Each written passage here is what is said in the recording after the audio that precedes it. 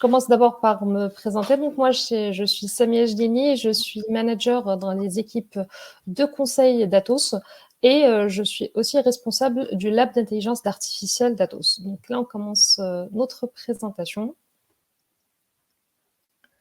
Donc là, pour les personnes d'entre vous qui ne connaissent pas l'intelligence artificielle ou qui voilà ou qui ont juste entendu le mot, voilà, intelligence artificielle qui depuis quelques années là fait un peu le buzz.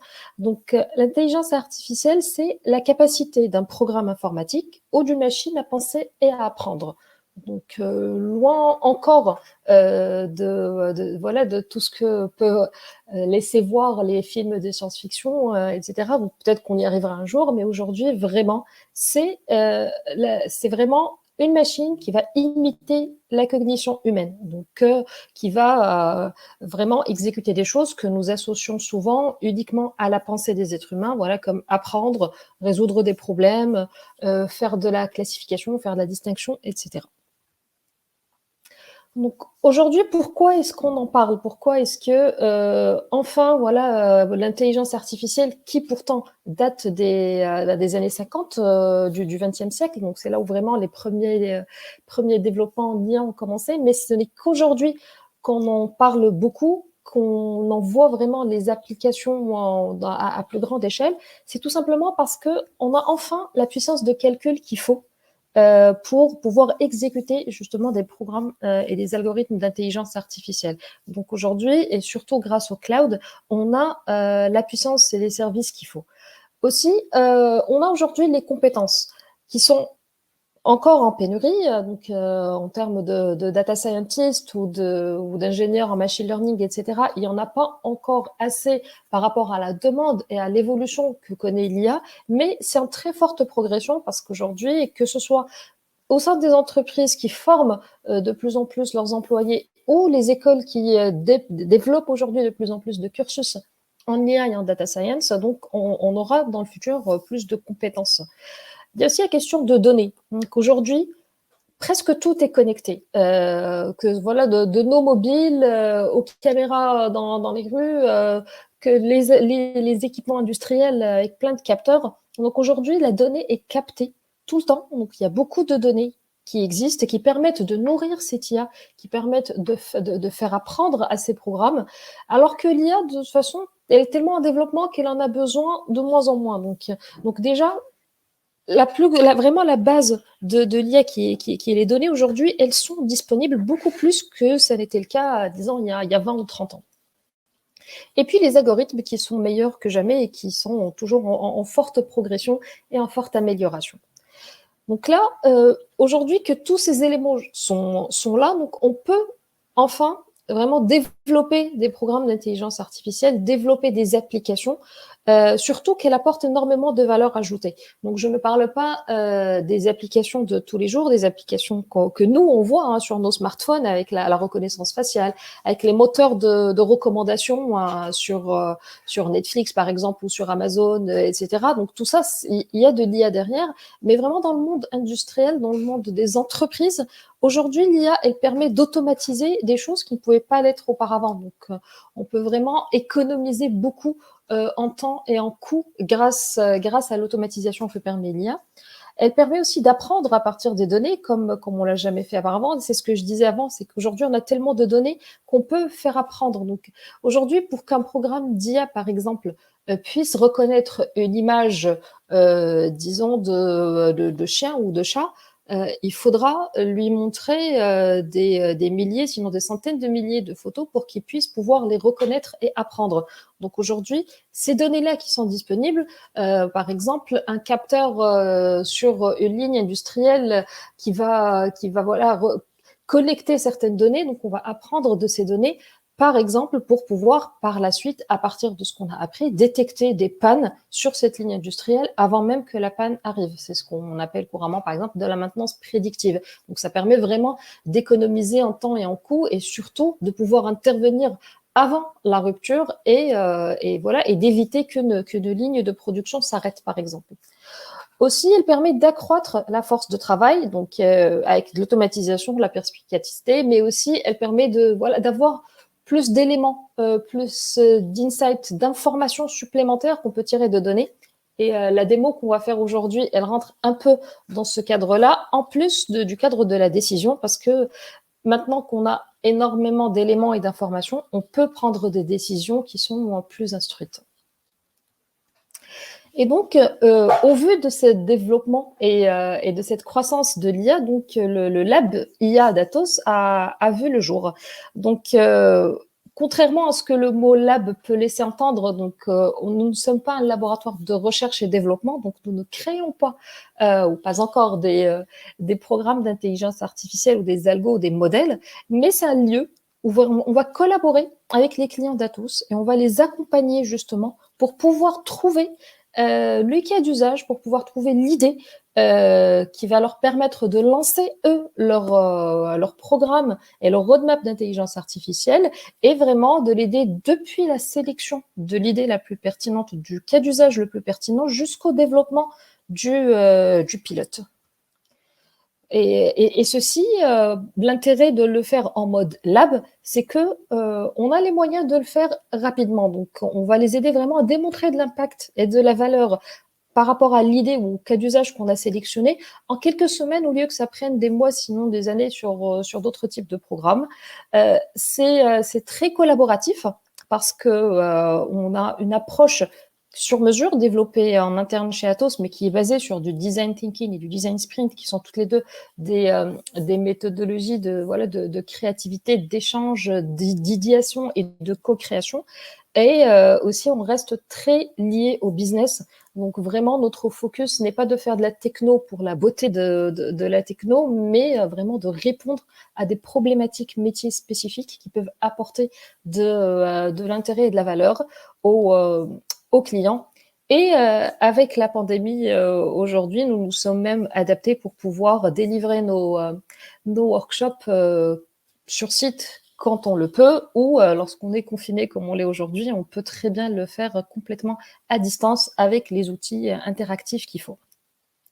Donc le lab, aujourd'hui, quel rôle dans un format comme celui qu'on a chez Atos? Donc on a des consultants métiers ou des consultants méthodologiques dont j'en fais partie aujourd'hui. Donc même, je suis moi-même ingénieure en informatique, mais mon focus ici vraiment, de par l'expérience que j'ai eue, vraiment d'apporter cette expertise métier et aussi l'animation et la méthode qui permet justement d'aller de l'avant et de faire émerger des idées, des use cases et d'aller jusqu'à leur cadrage. Mais on a aussi avec nous des experts de la donnée, de l'intelligence artificielle, des architectes qui vont vraiment représenter la caution technique et pouvoir vraiment travailler sur l'expérimentation et sur les modèles d'IA. Et comme ça, lorsqu'un client il vient nous voir dans le lab, donc on va commencer vraiment, c'est depuis la découverte, vraiment découvrir ses besoins, avoir ses objectifs, sa vision, sa stratégie, l'aider à choisir le meilleur cas d'usage pour démarrer son aventure d'intelligence artificielle. Ensuite, on va travailler avec lui pour la concevoir, donc c'est la phase de design. Là, vraiment, on va synthétiser l'énoncé du problème, du projet. On va concevoir la solution vraiment avec toutes les fonctionnalités qu'on veut y mettre, à quoi ça va ressembler, de quoi est-ce qu'on a besoin pour la mettre en place. On va définir nos indicateurs de succès, notre cadre et aussi la feuille de route, et ceci dans des workshops qui ne durent pas plus longtemps que 2 jours. Donc là, notre format standard, c'est des workshops de 2 jours. Et puis, par la suite, une fois que tout est cadré et défini, on construit un premier pilote en moins de 2 mois. Comme ça permet vraiment de montrer rapidement au client la valeur qu'il peut espérer gagner avec ce projet d'IA. Et donc là, je passe à un exemple justement de cas donc pour vous montrer typiquement le genre de projet ou de pilote qu'on peut faire au sein d'un lab comme le lab IA d'Atos. Donc là, on a choisi une solution d'intelligence artificielle pour le management de la qualité dans un centre de service. Donc là, aujourd'hui, dans les centres de service, donc ce qu'on appelle communément les services desk, aujourd'hui, par rapport aux clients qui étaient venus nous voir, la performance des opérateurs, donc qui répondent aux appels reçus par les employés de cette entreprise, est évaluée par une personne, un quality manager. Donc, cette personne, cette responsable qualité, elle va, par période, sélectionner un certain nombre d'appels qu'elle va analyser selon une grille de critères. Donc là, aujourd'hui, elle a des règles métiers et elle va pas pouvoir tout entendre, tout traiter, elle va vraiment sélectionner, ce qui peut conduire donc soit à des appels potentiellement problématiques qu'elle va manquer parce que tout simplement ils n'étaient pas dans sa sélection, ou voilà, il y a des éléments quand même la capacité humaine à traiter de gros volumes et à écouter appel après appel après appel, il y a des choses qu'elle pourrait louper. Donc, ils avaient vraiment un besoin d'une méthode qui soit plus pertinente et plus efficace pour sélectionner les appels à analyser et les analyser. Donc aujourd'hui, voilà la problématique qu'on a synthétisée, le cas qu'on a vraiment voulu traiter avec eux, c'est comment est-ce qu'on peut accompagner un responsable qualité dans cette démarche d'analyse d'appels et puis optimiser la qualité du service grâce à l'intelligence artificielle.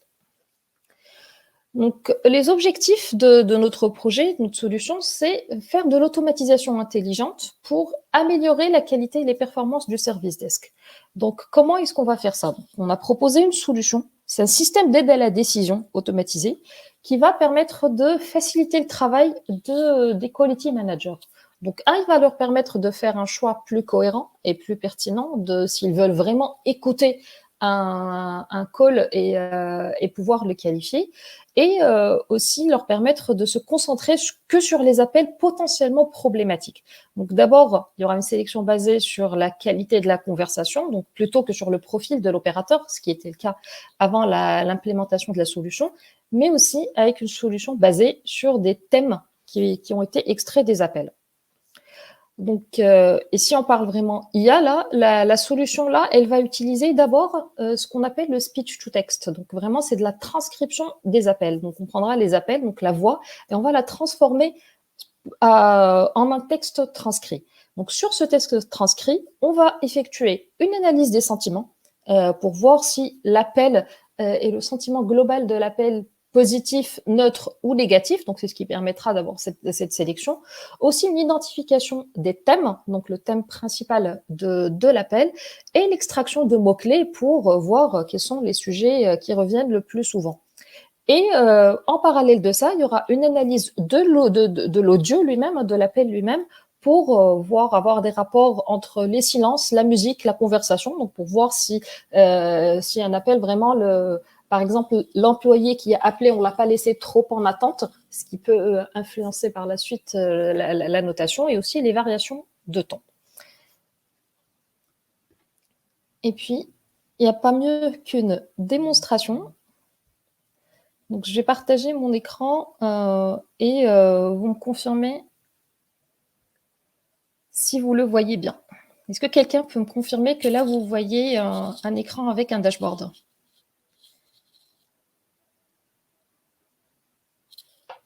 C'est bon. En tout cas, moi, je vois.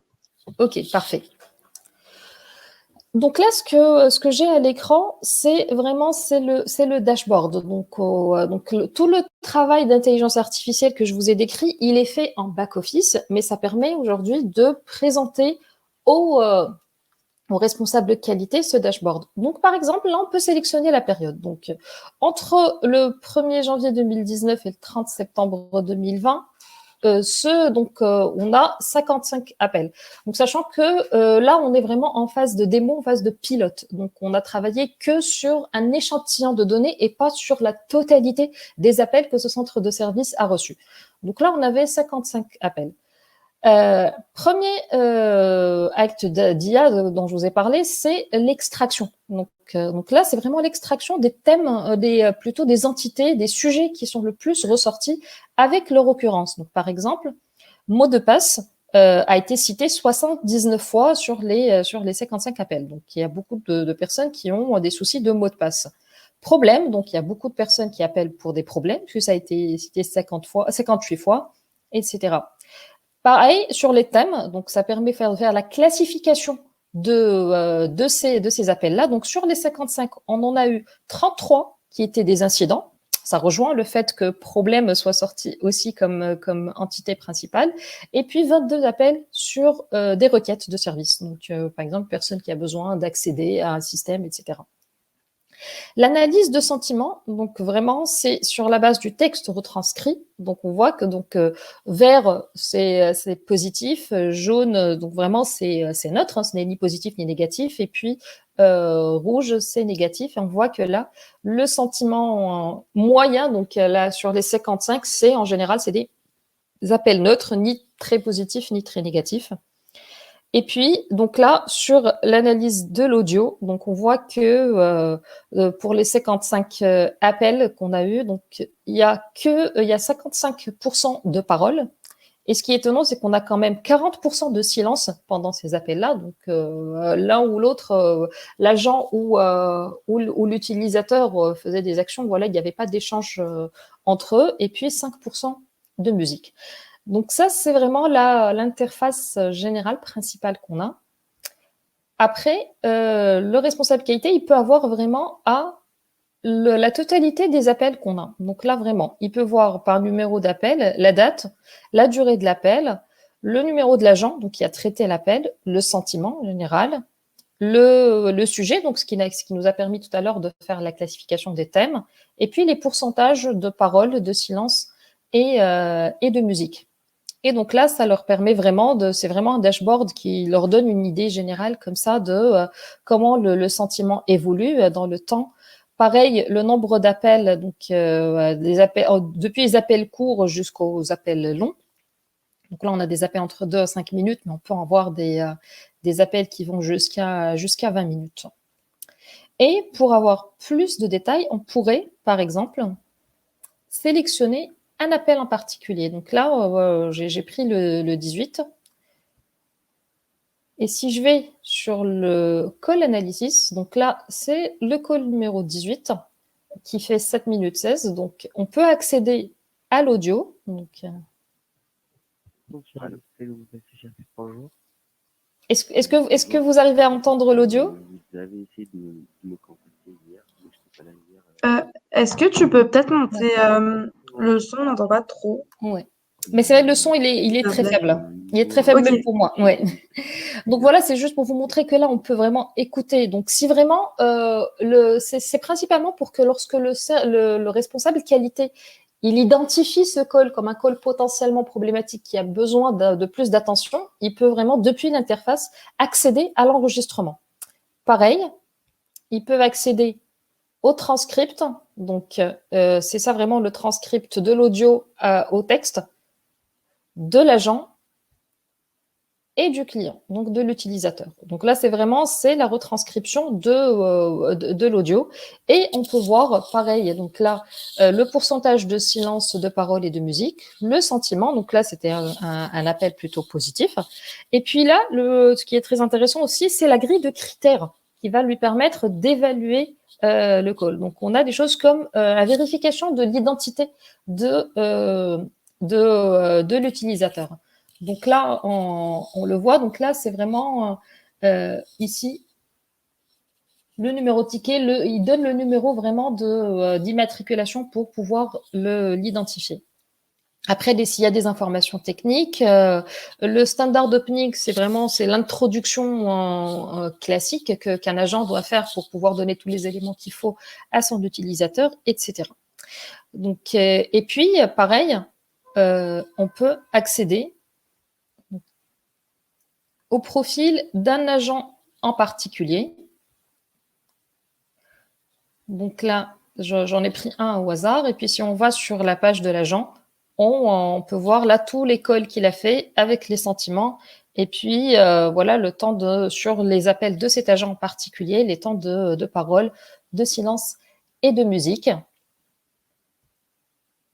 Sachant que l'idée aussi, c'est de pouvoir, donc une des évolutions qu'on aimerait faire, donc là, c'est un pilote, c'est une démo. L'idée, c'est de pouvoir par la suite agir sur ces critères-là et pouvoir modifier là directement sur l'interface pour pouvoir apprendre, donner plus d'éléments, guider le programme dans la suite pour qu'il puisse mieux qualifier les appels.